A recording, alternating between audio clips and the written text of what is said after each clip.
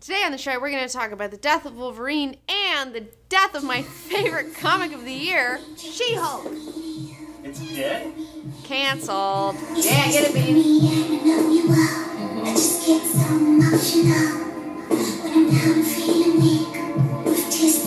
So first up, let's talk about Audible and the books I've been listening to.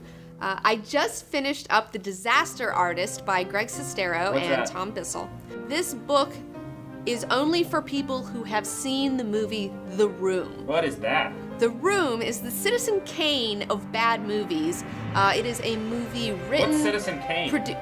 Fuck, man, I can't go back. It's like a really good movie, okay? Everyone thinks it's great. What's The Room? Okay, so The Room is a movie that is written, produced, funded by, directed by, starring Tommy Wiseau, one of the weirdest motherfuckers on the planet. I'm convinced he's a reptilian. I think he's an alien. I'm not entirely sure. I think What's he's a reptilian? That's a whole other fucking episode. Okay, we don't have time to get into that. But The Disaster Artist, I feel like if you like The Room, and everyone should watch this. If you're into bad movies, you really have to watch this because you will be left with your jaw open. Why would anyone want to watch a bad movie? You will think, I'm from like the old school Mystery Science Theater 3000 bullshit, where I just love watching bad movies. I did not hit her. It's not true. It's bullshit. I did not hit her. I did not. Oh, hi, Mark. Oh, hey, Johnny, what's up? I have a problem with Lisa. She said that I hit her. What? Well, did you? No, it's not true. Don't even ask. What's new with you? Well, I'm just sitting up here thinking, you know. And like the thing about this bad movie is that they were trying so hard, you know, and like Tommy Wiseau just believes in this fucking project so much. Like he wanted to submit this to the fucking Oscars, okay? And this book is written by a guy who starred in The Room. He stars opposite Tommy Wiseau as Mark. Oh, hi, Mark, if you know that whole thing. And it talks about how he met Tommy Wiseau, how he got involved in The Room, how he got involved in acting. Apparently, he was also in Retro Puppet Master. It's a whole other thing. So, but time's ticking. Okay. But how I'm going to sell you on this book is, instead of buying it, I would highly recommend the audio version because Greg Sestero does a fucking spot-on impression of Tommy Wiseau, which is fucking amazing, okay? That dude should, like, fucking go on the road with that shit because it's awesome. I'm sure that... So you're telling me there's a movie called Citizen Kane that's really good, and then there's The Room, which is really bad, and people are supposed to watch bad movies for some reason, and then there's a book called The Disaster Artist, which is about the making of The Room. And I'm supposed to download that on audible.com. Okay, yes. You're supposed to download it on audible.com. You can get a free month if you go to audible.com/comicbookgirl. You can sign up, and it's so awesome because the thing is if when you sign up, it's like every month you get one free credit, you know? So essentially you get one free book every month, which is pretty fucking awesome. I have not bought any books on there in a while because pretty much it takes me a month to listen to a book, and then I have a credit, and then I just get whatever book I want. Time is up. Time's up. Audible.com. So first things first, this is a wake for two things. What's a wake? It's where you get fucked up and drunk because somebody died that you liked. Is that why we're all wearing black? Yes. And then we got black curtains. It's all black. We got booze. Who died? Wolverine and my favorite Wolverine is comic. dead?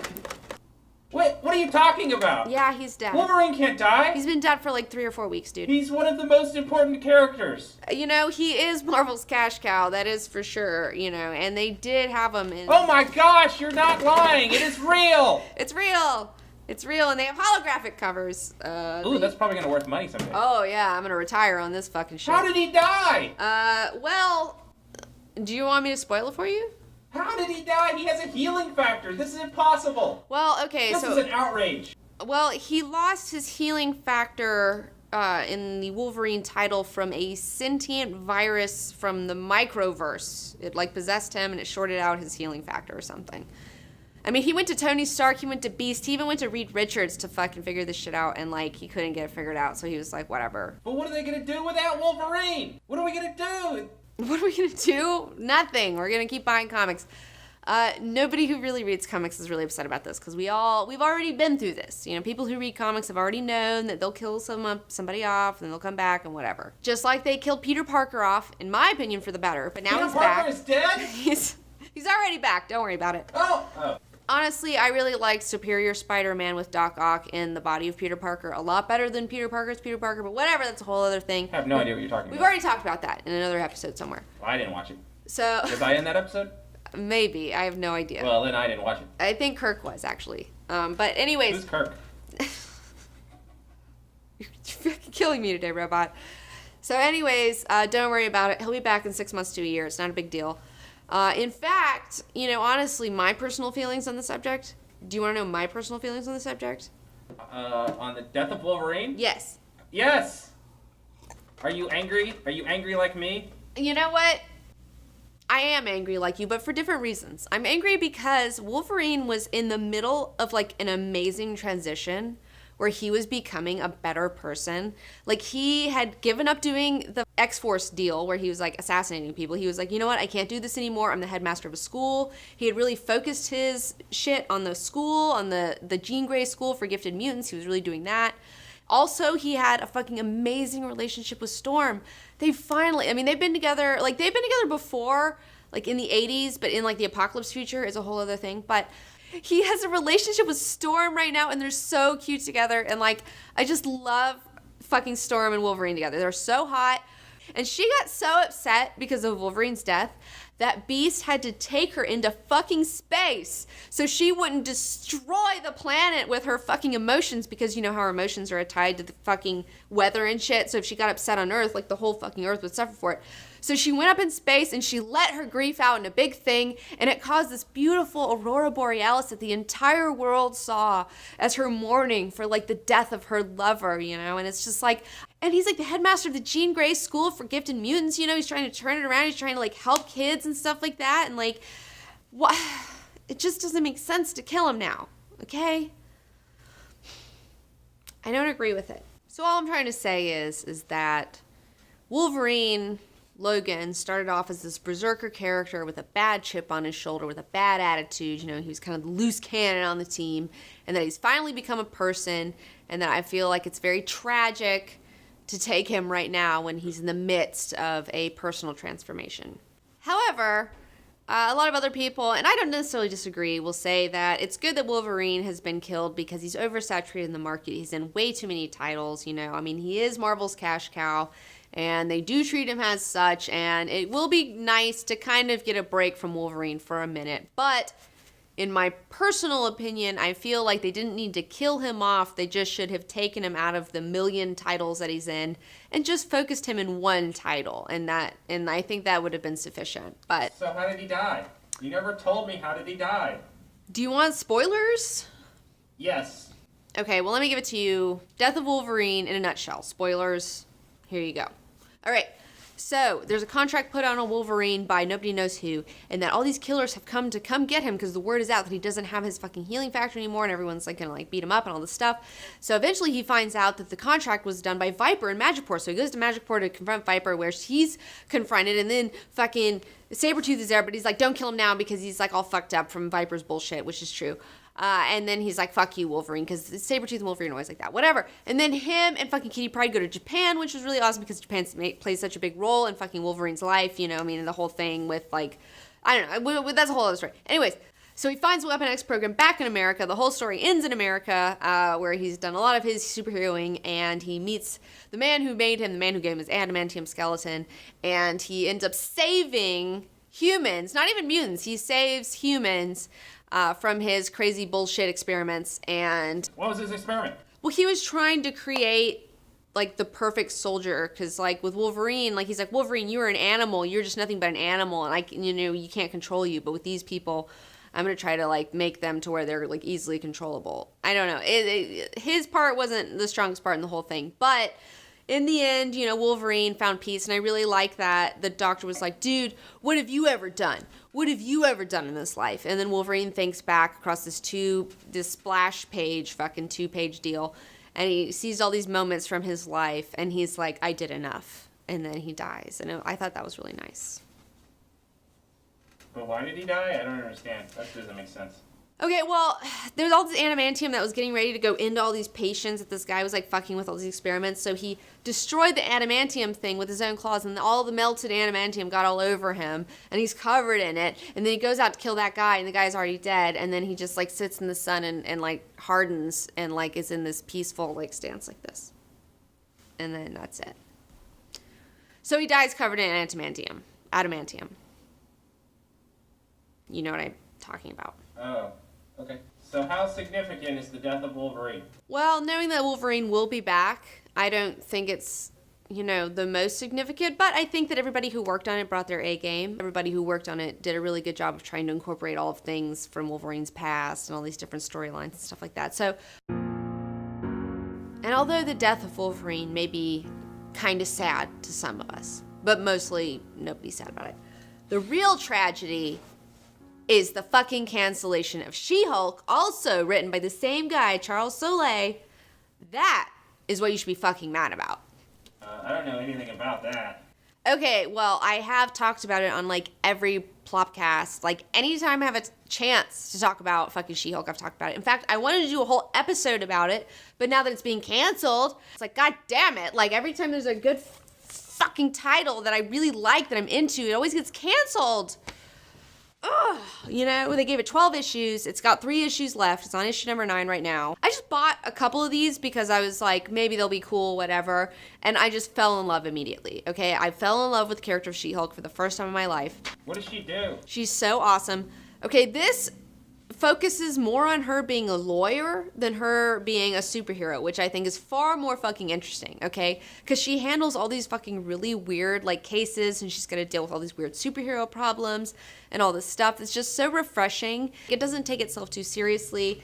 And they've reintroduced the character of Patsy Walker Hellcat, who, okay, first of all, Patsy Walker is from, like, the 1940s, 1950s golden age Marvel, like, romance fucking teen things that was going on there. And then somehow she ended up becoming a part of the fucking, I don't know, Marvel superhero line later on as Hellcat. Married Damian Hellstrom, the son of Satan, and saw his darkness and went insane when she saw it and then ended up killing herself, but then was brought back. So she's got a lot of psychological problems, okay? And she's so much fun in this. Like, I totally want to cosplay as her now. Okay, she's so much fun. And Charles Soule has also introduced the character of Angie Huang and her fucking capuchin monkey, Hi, which I don't even know what their deal is. Okay, they got some weird, no, they got some weird powers, and like they better explain that shit before fucking issue 12, or I'm gonna be pissed, because I don't know what their deal is, but I really want to know because it's so interesting. And that's the thing about this whole comic is like it's just rife with all these really fun interactions with her between like Tony Stark, who she used to date, like, off and on. So it's like, that's a really fun little deal. Her and Daredevil, who's another superhero lawyer that she gets in, like, fucking lawyer tangles with, which is really awesome. And she even has a really hilarious fucking deal with Shocker, who is a part of this blue file, this mysterious blue file, where there's this legal case against her and several other supervillains and superheroes, and she's trying to figure out what's going on, but anyone who remembers this case gets in this weird hypnotized mode where they try to like kill someone and then kill themselves, and it's this whole thing, and they better fucking resolve it before issue number 12,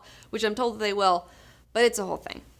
The thing about She-Hulk that's so awesome is the fact that they bring up all these like really weird superhero problems, like where is she gonna get an office at? Because most offices won't let you rent from them if you're a superhero because their insurance in their building is gonna go sky fucking high, you know?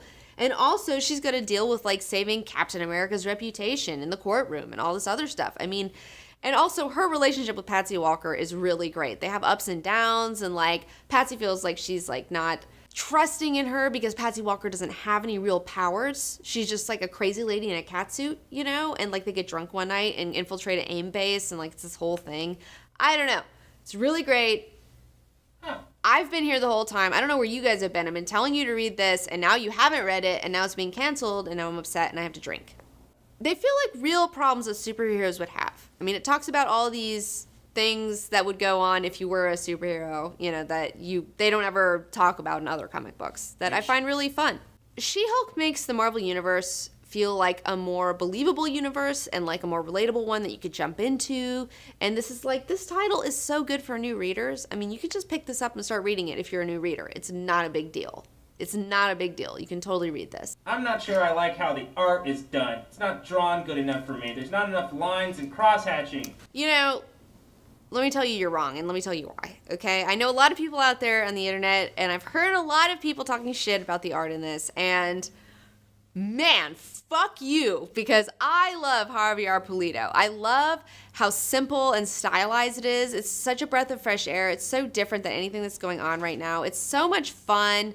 Like, I just fucking love it. Like, as a girl, I love this, okay? And the thing is that about the art that's so great is, like, it just keeps you reading the story. Like, you don't even, not to say that you don't notice the art, but it's like, it just keeps it moving so well. And, like, the timing is so perfect. And, like, the shots that Javier selects are just great. I mean, it's just a very solid art style. It may not be enough cross-hatching for you, and it may not be enough muscles and all this crap, but personally, as a female, I love this art. It's fun, it's different, it's fresh, and I want to see more of it, and it's solid. So here's the thing about She-Hulk. You should go out and buy it, okay? At least go buy the trade paperback. You know, I know the first one's out with the first 6 issues, so you can even get it on Comixology. Go get them digitally, like whatever. Just go buy them, because maybe if they see that we buy enough of these, they'll like have another She-Hulk Charles Soule comic, which I really wish, because he's so perfect at this comic. Did you know that Charles Soule is actually a fucking practicing lawyer? And he's writing about lawyer stuff. Okay, this is superhero Law and Order, and it's super great. And, like, you guys are totally not buying it for some reason. I thought everybody I talked to was like, this is fucking amazing. Everyone I know is like, oh my God, She-Hulk. And I thought that this was selling like wildfire, and I thought that I didn't have to do this. But maybe, just maybe, if you go out and buy the trade paperbacks, the first collected edition, and then the second one when it's done, buy that. And maybe we can get another Charles Soule She-Hulk title going, you know. I know that, like, this might not be the end of She-Hulk, because they may reboot it and do something else. I mean, that's happened before with other titles, so I'm really hoping that they're just going to reboot it. So I'm getting the idea that I should go buy She-Hulk. So in conclusion, check out audible.com/comicbookgirl to get a free month for Audible. Also, check out Death Wolverine if you want to be up and up on the X-Men continuity, but he's dead, so, you know, that's really all you need to know. And third of all, friggin' pick up the trade paperback of She-Hulk or Comixology or whatever. Just buy it. Just buy it and let Marvel know that this comic is awesome and that we love it and that we want to see more She-Hulk in the future. Because if she's gone, like, oh my gosh, I'll be so sad. Like, I'll be so sad, guys. Because she's, like, my total favorite. So thanks for watching. That's it for today. Be sure to follow me on Facebook, Twitter, Instagram, and Tumblr. And also like this video and subscribe to my channel. And if you didn't know, we are working on finishing our cosplay calendar for 2015 right now. It should be out by the end of November, beginning of December. It will be on comicbookgirl19.com. But if you follow me on Facebook, you would know that, because I'm going to post an update on there. So